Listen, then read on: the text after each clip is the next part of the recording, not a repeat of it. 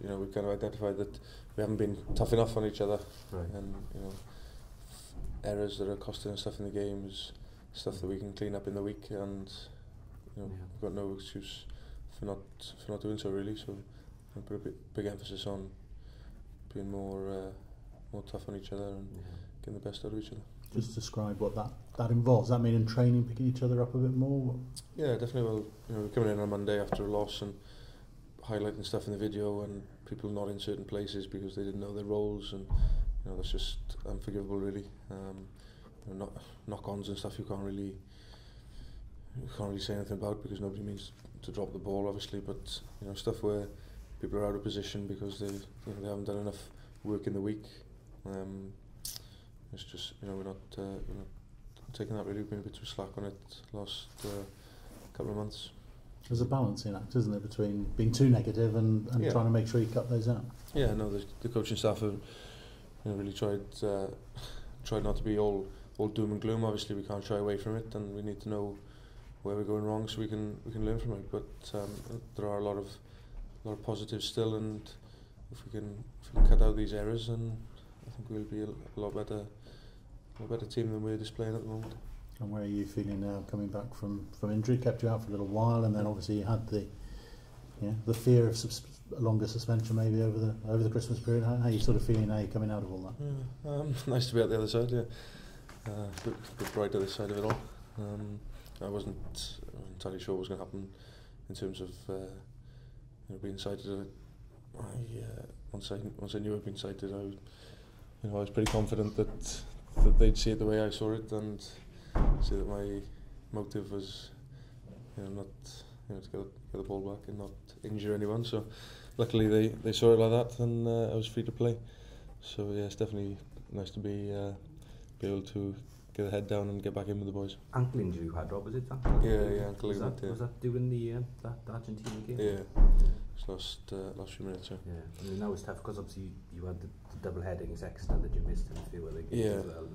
Was that difficult as captain to sit? Yeah, definitely. Yeah. The Exeter double header was a real target for us, and it was hard to sit by the wayside and kind of send the boys into battle without really being able to do much about it. What would be the message this weekend going to a place like Leinster, who are looking at targeting this game for a bonus point? Really? Yeah, we're fully aware of what they need out of it, and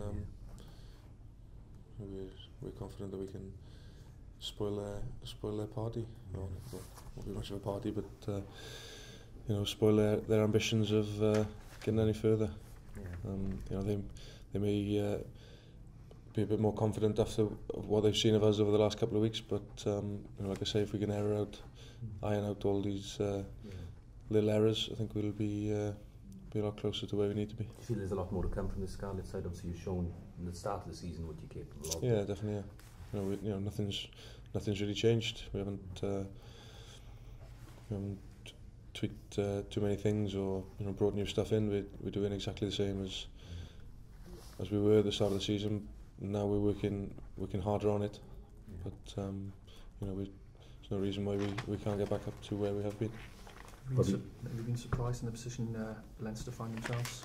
Reigning champions on the verge of going out.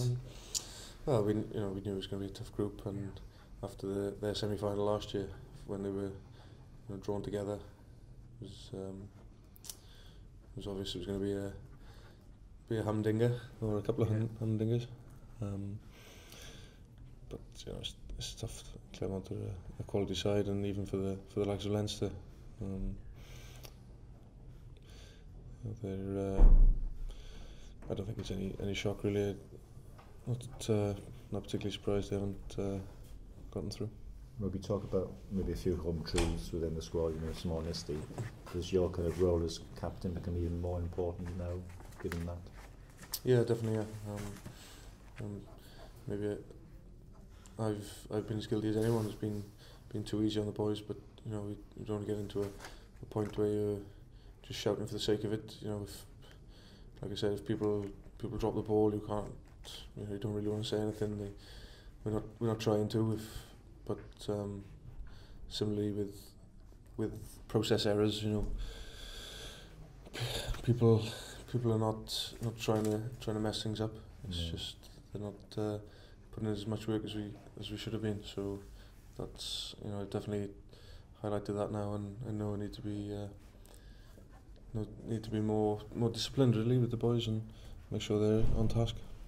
Do you, when you're managing the boys yourself, there's some boys, I guess, we said they've been shouted at, other ones you've got to cajole and all that. I guess that's a skill you've got to identify, is it? Different ways of motivating different people. Yeah, that's it. Yeah, it's not really one hat fits all. No, not for sure. Yeah, it's definitely different people respond in different ways, don't they? In different ways. So that's kind of one of the things I've had to pick up. And fortunately, I known a lot of the boys for a long time, and so now they've reacted to other things, and you know, knowing them on a off the field basis, kind of form a judgment on how best to deal with people. Yes, you learn about people's characters at times like this, don't you? Definitely, yeah, and none more so than Saturday, so we'll see.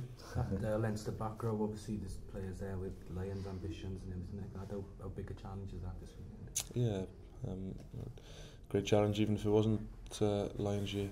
Some great players, and I think, you know, that won't be too close to the front of their minds. They've got a job to do on Saturday first and foremost, and you know, whether it was Rabo, Heineken or International, they're quality players, and you know, some people that we'll have to get to grips with early on. Yeah, I mean, Nick Williams caused damage last weekend. Obviously, Sean O'Brien's a similar sort of player who punches holes. Is he someone you're going to have to keep a close eye on? Yeah, definitely. Yeah.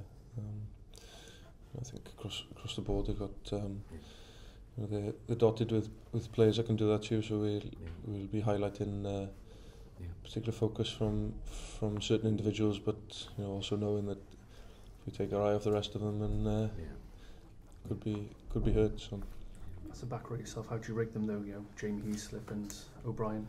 Great, yeah.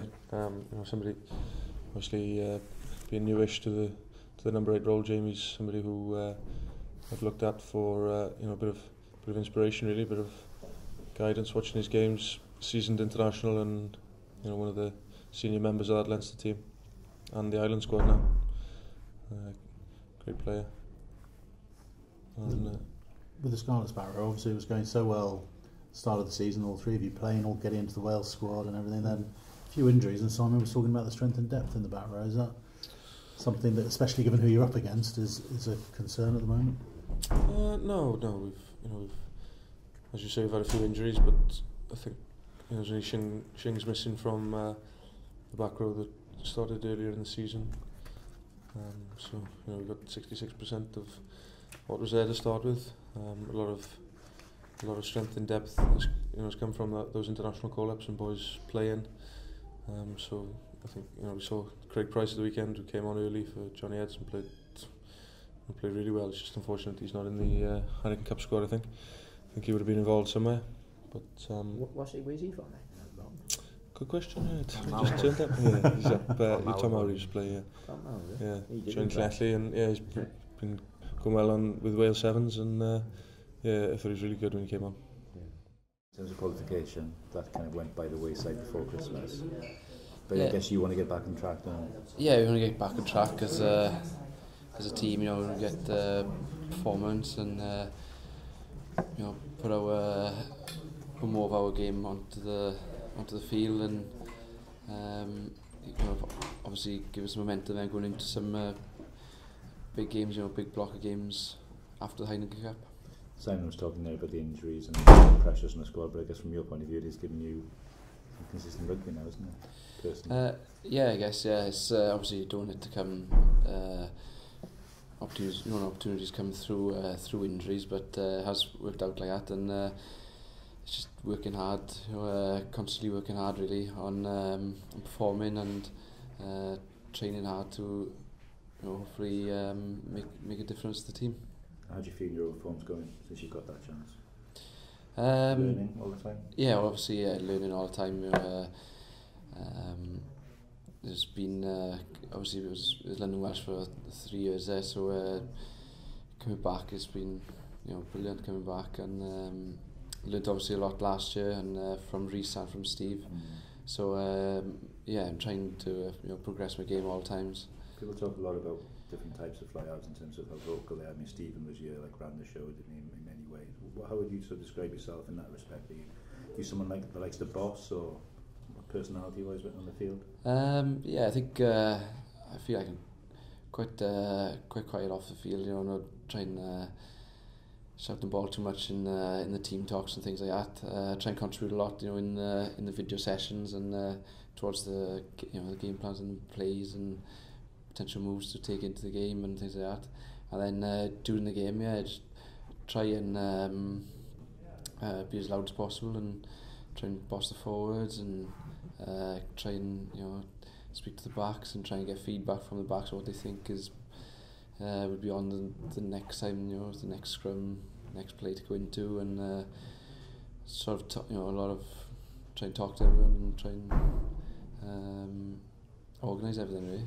This is a big jersey to fill, given some of the people who've worn 10 down here over the years, isn't it? It is, yeah, but I'm not shying away from that, and obviously I'm trying to work hard in my game and trying to